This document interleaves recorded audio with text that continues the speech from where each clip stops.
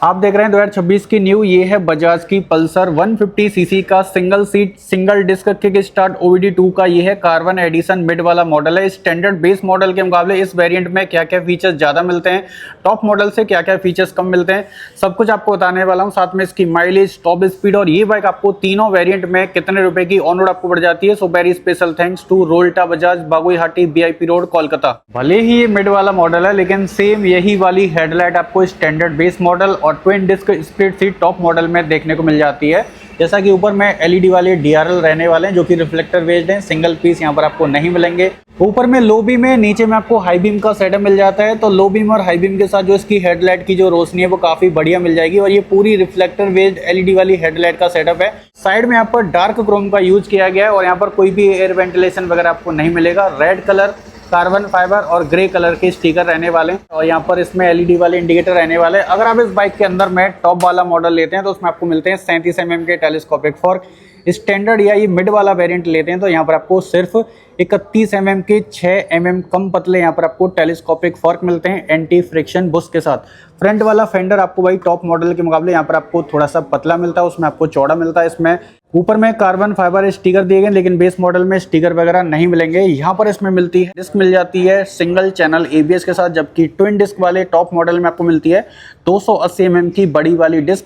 Endurance के shocker हैं और दोनों साइड में रिफ्लेक्टर रहने वाले हैं और जो ब्रांडिंग है कैलिपर की इनका कोई पता नहीं है।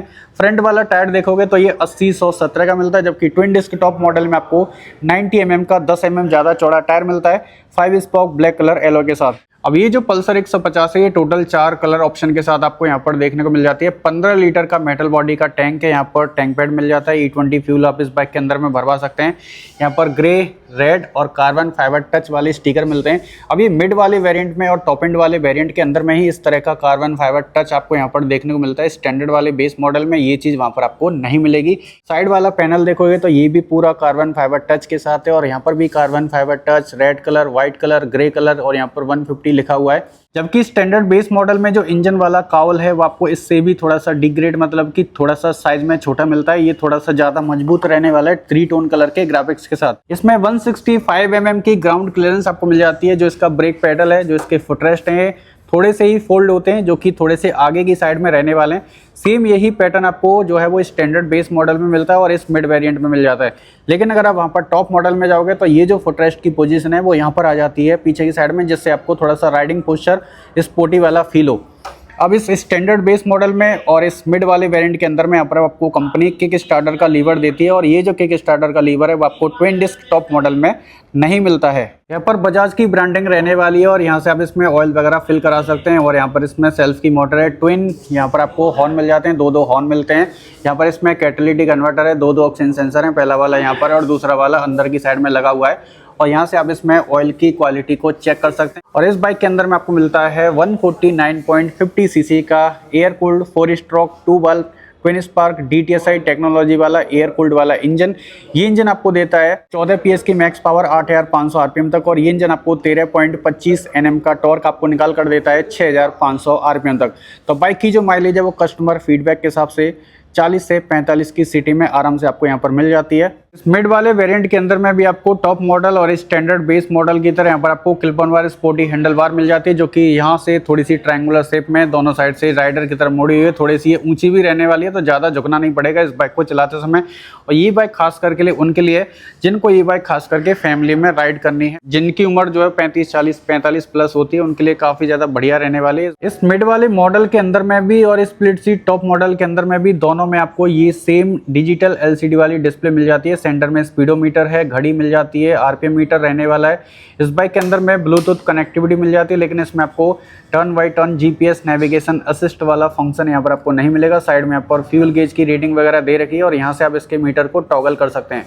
और ये जो लास्ट नंबर है ना पल्सर 3754 है और ये 4 नंबर 3754 आपको भाई जब आपको ब्लूटूथ कनेक्ट करना है तो ये चारों नंबर डालकर आप फ़ोन को इससे डिस्प्ले के साथ में कनेक्ट कर सकते हैं। उसके साथ इस बाइक के अंदर में आपको यहाँ पर real time mileage indicator, distance to empty वाला फंक्शन मिल जाता है। लेकिन अगर आप इसके स्टैंडर्ड बेस मॉडल में जाते हैं जिसकी कीमत 150 सीसी बाइक में सबसे कम रहती है, तो उस स्टैंडर्ड बेस मॉडल के अंदर में वही पुरानी वाली सेमी डिजिटल क्लस्टर मिलता है जिसमें सुई वाला RPM मीटर मिलता है, डिजिटल वाला यहाँ पर आपको फ्यूल गेज वगैरह मिल जाता है। चाबी इस बाइक के अंदर में वही मिलती है ऊनो मिंडा कंपनी वाली। बाकी क्लच का लीवर यहाँ पर काफ़ी ज़्यादा लाइट है। यहाँ पर जो बार एंड हैं ये भी मेटल बॉडी के हैं और यहाँ पर जो इसकी ग्रिप हैं ये भी पहले की तरह सेम रहने वाले। यहाँ पर इसमें पासिंग अपर डिपर इनबिल्ड एक ही बटन में आपको मिलता है। यहाँ पर मोड को चेंज करने का बटन है, यहाँ पर इंडिकेटर है, इसमें डुअल हॉर्न वाला बटन, यहाँ पर इंजन किल और नीचे में सेल्फ स्टार्ट है। उसके अलावा यहाँ पर कोई भी हेडलाइट को चालू करने का बटन वगैरह यहाँ पर नहीं दिया गया जो पुरानी वाली पल्सर 150 में मिलता था। सिंगल सीट आपको इस स्टैंडर्ड और इस मिड वाले वेरिएंट के अंदर में मिलती है। टॉप एंड वाले मॉडल में सिर्फ आपको स्प्लिट सीट का ही ऑप्शन मिलता है और ये जो सिंगल सीट है ये पहले से काफ़ी ज़्यादा सॉफ्टर साइड हो चुकी है और इसकी जो आर्टिफिशियल लेदर है ये भी बदल चुकी है। और इस बाइक के अंदर में लगभग 785 mm की यहाँ पर आपको लोएस्ट आपको सीट हाइट मिल जाती है, तो कम हाइट वाले भी इसको आराम से चला सकते हैं। स्टैंडर्ड बेस मॉडल और इस मिड वाले मॉडल के अंदर में यहाँ पर आपको सिंगल पीस इस तरह का ग्रैब हैंडल मिलता है, जबकि स्प्लिट वाले मॉडल में स्प्लिट वाला ग्रैब हैंडल मिलता है। पीछे में स्प्लिट एलईडी वाली टेल लैम्प मिलती हैं, एलईडी वाले विंगर्स मिल जाते हैं। पीछे वाला जो फेंडर है ये भी आपको पल्सर 150 के टॉप मॉडल से टोटल अलग मिलता है।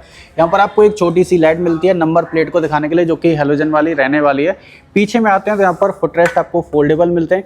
एक और चीज़ बता देता हूँ कि ये जो मिड वाला मॉडल का जो आप यहाँ पर जो पूरा स्विंग आर्म है, जो इस बाइक के अंदर में जो चैसी जो फ्रेम लगा हुआ है ये आपको पल्सर 125 के टॉप मॉडल वाला मिलता है, ठीक है। जबकि अगर आप इसका स्प्लिट सीट वाला टॉप मॉडल लेते हैं तो उसमें जो कंपनी ने चैसी है वो पल्सर 180 वाला यहाँ पर कंपनी ने यूज किया है। एग्जॉस्ट के ऊपर में मैट ब्लैक कलर का मफलर गार्ड रहने वाला, जो कि सेम वही पुराना वाला लुक यहाँ पर पेश किया गया। ऊपर में यहाँ पर रबर रहने वाली है और राइडर का जो पैर है वो ना जले हीट वगैरह से, तो थोड़ा सा यहाँ पर प्रोटेक्शन आपको जाली के साथ मिल जाता है। उसके अलावा भाई पीछे में अगर आप आओगे तो यहाँ पर आपको डबल डिस्क का कोई भी ऑप्शन नहीं है, वो चीज़ आपको भाई इसके टॉप मॉडल में मिलती है।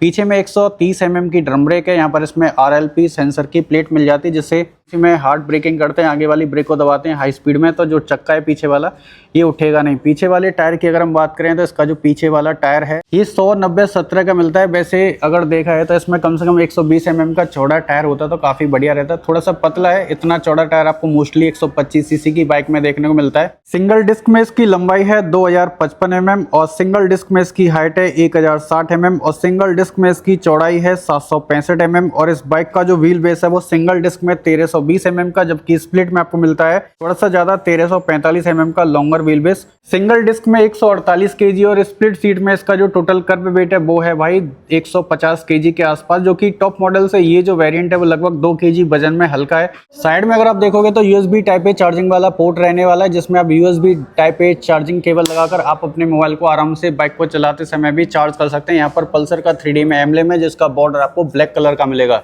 यहाँ पर आपको मिलता है लेडी प्लेन की सेफ्टी और कंफर्ट के लिए चाली वाला पायदान के साथ साड़ी गार्ड आपको मिल जाता है, जिसमें फैमिली में अगर आप ये बाइक यूज़ करोगे तो ज़्यादा प्रैक्टिकल रहने वाली है, क्योंकि लेडीज जो है वो ज़्यादातर गांव देहात की हों या सिटी की हों, जो भी साड़ी पहन के बैठती हैं वो सिंगल साइड में ही पैर रखती हैं, तो उनका जो दुपट्टा पल्लू साड़ी वगैरह यहाँ पर अंदर में जाने के चांस नहीं है, क्योंकि यहाँ पर इस बाइक के अंदर में मिलता है मेटल बॉडी का चेन सेट कवर। और इस तरह का जो चेन सेट कवर है ये आपको स्टैंडर्ड बेस मॉडल में भी मिलता है, जबकि टॉप मॉडल का जो चाइनीज पॉकेट सेट है वो आपको ओपन वाला मिलता है। अगर आपको इस बाइक की सीट को ओपन करना है तो यहाँ पर ये जो साइड वाले पैनल में लॉक को हटाने के बाद यहाँ पर एक तार होगा, उसको खींच के आप इसकी सीट को निकाल सकते हैं। यहाँ पर बजाज की ब्रांडिंग रहने वाली और इसमें ट्विन स्पार्क टेक्नोलॉजी DTSI जो टेक्नोलॉजी थी वो बरकरार यहाँ पर कंपनी ने अभी भी रखी है। ऑफिशियल अपडेट जो है वो आप चाहो तो चेक कर सकते नहीं भाई, DTSI टेक्नोलॉजी अभी भी इस बाइक के अंदर में बरकरार है। और अगर आप यहाँ पर स्टैंडर्ड बेस मॉडल लेते हैं या ये मिड वाला वेरिएंट लेते हैं कार्बन एडिशन का, तो इन दोनों ही बाइक के अंदर में आपको double lever 5 speed gear box मिलता है। पहला डाउन है, 4 गियर पीछे की तरफ AD से डाले जाते हैं और नीचे में यहाँ पर side stand engine cut off sensor आपको मिल जाता है। अगर आप यहाँ पर टॉप मॉडल स्प्लिट सीट में जाओगे तो वहाँ पर आपको स्पोर्टी बाइक की तरह सिंगल लीवर गियर बॉक्स का सेटअप मिलता है 5 स्पीड के साथ। अब टॉप स्पीड की बात करें तो ये बाइक आराम से आपको भाई लगभग 126 से 27 की टॉप स्पीड आपको फुल थ्रोटल के साथ लीन होकर आराम से निकाल कर दे देती है। प्राइस की बात करें तो बजाज की पल्सर 150 स्टैंडर्ड बेस मॉडल की जो एक्स-शोरूम कीमत है वो 1,10,850 रुपये जाती है और बेस मॉडल में ये बाइक आपको RTO प्लस इंश्योरेंस के साथ 1,32,500 की ऑन रोड आपको पड़ जाती है। जबकि स्प्लिट सीट टॉप मॉडल में पल्सर 150 की जो एक्स-शोरूम कीमत है वो 1,17,794 आती है और टॉप मॉडल में ये बाइक आपको 1,40,195 की ऑन रोड आपको पड़ जाती है। और ये पल्सर 150 सीसी का digital meter single seat single disc brake carbon edition का मिड वाला वेरिएंट है और इसकी एक्स-शोरूम कीमत आती है 1,13,584 रुपये और ये बाइक आपको 1,35,837 की ऑन रोड आपको पड़ जाती है। तो ये ऑन रोड कीमत की जानकारी मैंने आपको बताई है। Rolta Bajaj Baguiati VIP road Kolkata showroom की सारी जानकारी आपको इस वीडियो के डिस्क्रिप्शन बॉक्स में मिल जाएगी। अगर आप मेरे देव MTR यूट्यूब चैनल के रेफरेंस से इस शोरूम पर कोई भी बजाज की बाइक आप परचेज करते हैं तो स्पेशली दोस्तों आपको यहाँ पर 1,000 रुपये का कैश का डिस्काउंट आपको इंस्टेंट आपको चैनल का नाम बताकर मिल जाएगा। अगर आपको वीडियो अच्छा लगा तो लाइक करें, कमेंट करें, शेयर करें और देव MTR चैनल को ज़्यादा से ज़्यादा सब्सक्राइब करें। थैंक यू दोस्तों।